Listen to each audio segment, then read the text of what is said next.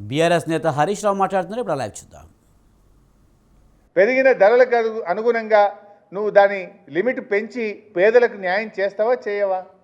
అంటే ఈ ప్రభుత్వం ఇవాళ అన్ని రకాలుగా మోసం చేస్తున్నారు. ఒకటి, ఇన్కమ్ లిమిట్ పెంచలేదు. రెండు, పేదలు ఆన్లైన్లో మీ సేవల దరఖాస్తు పెడితే పట్టించుకోవడం లేదు. మూడు, ప్రజాపాలనలో దరఖాస్తులు పెడితే చెత్తబుట్టల పాలు చేసిండ్రు. నాలుగు, దొంగసాటుగా కుటుంబ సర్వేలో ప్రజలు కంపల్షన్ లేకుండా వాలంటీర్గా ఎవరైతే ఇచ్చిండ్రో ఆ లిస్టును మీరు ఊర్లలోకి పంపించి అలా పేదల్ని రేషన్ కార్డులకు దూరం చేస్తున్నారు. మీరే ఇలా రేషన్ కార్డు ఉంటేనే ఉచిత గ్యాస్ అనబడుతుంది, రేషన్ కార్డు ఉంటేనే ఉచిత కరెంట్ అనబడుతుంది, రేషన్ కార్డు ఉంటేనే ఇంకో పథకం అంటివి. మరి ఇప్పుడు ఆ పేదల పరిస్థితి ఏంది? అంటే ఇన్ని రోజులేమో మీరు బదనాం చేసినారు. అసలు మేము కార్డులు వేయలేదన్నారు. ఇంత మంచిగా మేము పనిచేసినాం. 6,47,700 కార్డులు ఇచ్చినాము, ఇన్కమ్ లిమిట్లు పెంచినాము, సీలింగ్ లేకుండా బియ్యం ఇచ్చినాము, పేదలు అవుట్సోర్సింగ్ ప్రైవేట్ ఉద్యోగుల్ని యాడ్ చేసేటట్టు చేసినాము, పిల్లలకు సన్న బియ్యం పెట్టినాము. కానీ రేవంత్ రెడ్డిది ఏమీ చేయకుండా ఇలా రేషన్ కార్డుల విషయంలో గ్రామాల్లో గందరగోళం జరుగుతూ ఉంది.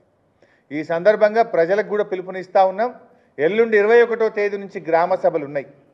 గ్రామ సభల్లో ప్రశ్నించండి, కాంగ్రెస్ ప్రభుత్వాన్ని నిలదీయండి, అర్హులందరికీ రేషన్ కార్డులు ఇచ్చేదాకా నిలదీయాలని బీఆర్ఎస్ కార్యకర్తలు గట్టిగా వారికి అండగా ఉండాలని చెప్పి కూడా పిలుపునిస్తూ ఉన్నాం. ఇప్పుడు మళ్ళీ దరఖాస్తులు పెట్టమంటుండ్రు. నిన్న మా నియోజకవర్గంలో ప్రజలు అడిగితే మళ్ళీ దరఖాస్తు పెట్టి ఎన్నిసార్లు పెట్టాలి నాయన నీకు?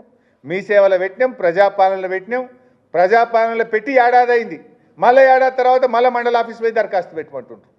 ఏడాది నిండినాక ఇప్పుడు మళ్ళీ కొత్త దరఖాస్తు పెట్టాలి. ఏడాది కింద పెట్టిన దరఖాస్తు ఏమైందో ముందు సమాధానం చెప్పు రేవంత్ రెడ్డి. మళ్ళా సిగ్గు లేకుండా మళ్ళీ దరఖాస్తు పెట్టమని ఎందుకు అడుగుతున్నావు? ఎన్నిసార్లు దరఖాస్తు పెట్టాలి? ప్రజల్ని ఎన్నిసార్లు ఆఫీస్ చుట్టూ తిప్పుకుంటావు? సో షరతులు లేకుండా ఆన్లైన్లో ఉన్న మీ సేవ దరఖాస్తులను, ప్రజాపాలనలో పెట్టిన దరఖాస్తులను, కుటుంబ సర్వేలో పెట్టిన అన్నీ కూడా పరిగణలోకి తీసుకొని సర్వే చేసి అర్హులైన వారందరికీ రేషన్ కార్డులు ఇవ్వాలని చెప్పి బీఆర్ఎస్ పార్టీ డిమాండ్ చేస్తుంది. దీనిపైన రేవంత్ రెడ్డి గారి ప్రభుత్వానికి ఒక బహిరంగ లేఖ కూడా ఈరోజు రాయడం జరుగుతూ ఉంది. ఇక రేషన్ కార్డుల కథ ఇట్లుంటే వ్యవసాయ కూలీల్లో బైసాబ్ మీకు కూడా తెలుసు.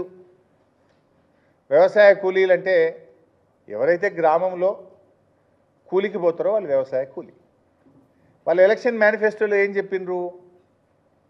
వ్యవసాయ కూలీలందరికీ సంవత్సరానికి 12,000 ఇస్తాము అని మేనిఫెస్టోలో చెప్పిండ్రు. ఊళ్ళోకి పోయి ఏ ఊర్లకన్నా పోయి, ఇదే పట్టణాలు అయితే కావు, వ్యవసాయ కూలీలు ఉండేదే ఊర్లల్లో. అరే మీ ఊళ్ళో కూలికి పోయేటోళ్ళు ఎవరరా తమ్మి అంటే చెప్పరా? ఇప్పుడు దానికి ఏం చేసిండ్రు? గ్రామ ప్రజలకు సంబంధమే లేదు, గ్రామంలో దరఖాస్తే తీసుకోలేదు.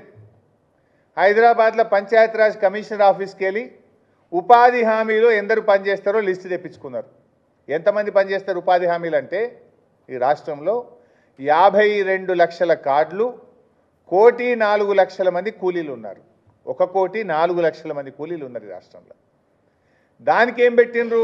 కంప్యూటర్ల 20 రోజులు పనిచేసిన వాళ్ళు ఎందరో చెప్పుండ్రి అని కంప్యూటర్ని అడిగితే ఈ 1,04,00,000లో ఓ 25 లక్షల మంది 20 పని దినాలు పూర్తి చేసిండ్రు అని చెప్పిండ్రు.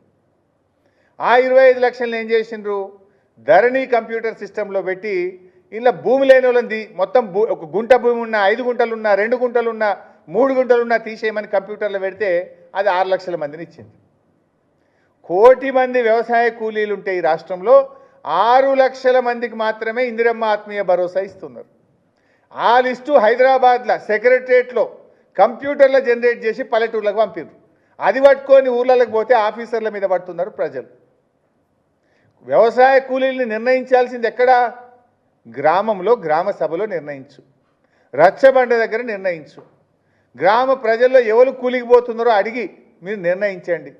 కానీ కంప్యూటర్లో మీరు ఉపాధి హామీ కూలీలను తీసుకొని అలా 20 పని దినాలు పెట్టి గుంట భూమి ఉన్నోడిని కూడా తీసేస్తా అంటే అది 1 కోటి మందికి వెళ్ళి 6 లక్షల మందికి వచ్చింది. అంటే నువ్వు ఇచ్చేది 6 పైసలు, ఎగబెట్టేది 94 పైసలు. 94% మందికి ఎగబెడుతున్నావు. 6 పైసలకి ఇచ్చిగా నేను పథకం అమలు చేసిన అంటే నువ్వు పేదలకు మేలు చేస్తున్నట్ట, మోసం చేస్తున్నట్ట?